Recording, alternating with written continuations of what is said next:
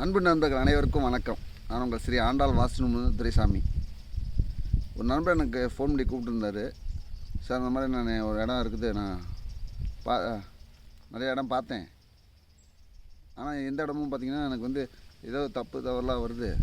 வாடகை வீடு போனாலும் சரி, ஏதாவது இந்த கூட இடம் தவறுதலாக ஒரு சின்ன சின்ன மிஸ்டேக்கில் வருது.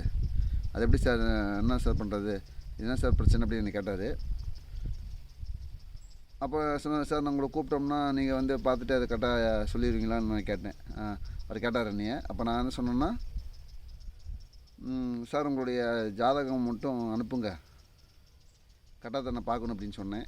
அப்படி பார்க்கும்பொழுது என்ன ஆச்சுன்னா, அவருடைய ஜாதக கடத்தில் இருக்கிற மாதிரி அம்சத்தில் பார்த்திங்கன்னா, நானே கூட வந்து வாஸ்து போய் பார்த்தாலும் இடத்த கண்டுபிடிச்சி பார்த்தாலும் அவர் வந்து தப்பாக தான் கட்டுவார்.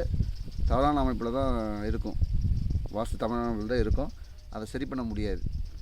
அதனால் அவருக்கு எதாவது பாதிப்பு வருமா அப்படின்னா நிச்சயமாக அவருக்கு வந்து பாதிப்பு வராது.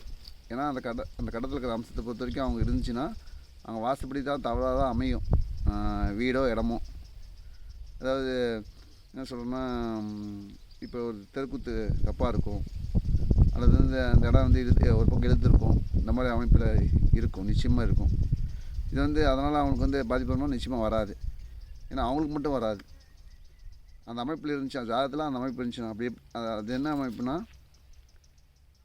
நம்மளுடைய லக்னத்துலேருந்து 4ஆம் இடத்துல பார்த்திங்கன்னா, 4ஆம் இடத்துல வந்து ராகுங்கிற ஒரு கிரகம், அதாவது நம்ம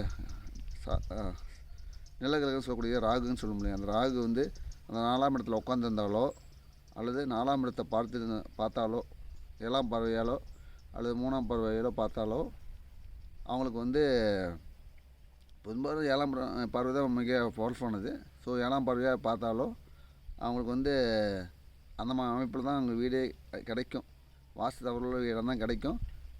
அந்த இடம் வந்து தாராளமாக வந்து அவங்க வசிச்சிருந்தாலும் சின்ன சின்ன, அதாவது பெரிய மிஸ்டேக் இல்லாமல் சிறிய மிஸ்டேக்கில் தான் அவங்க வாழ்வாங்க. அதாவது அந்த குறை இருக்கும், வாஸ்து குறை, அதை பற்றி கவலைப்பட தேவையில்லை.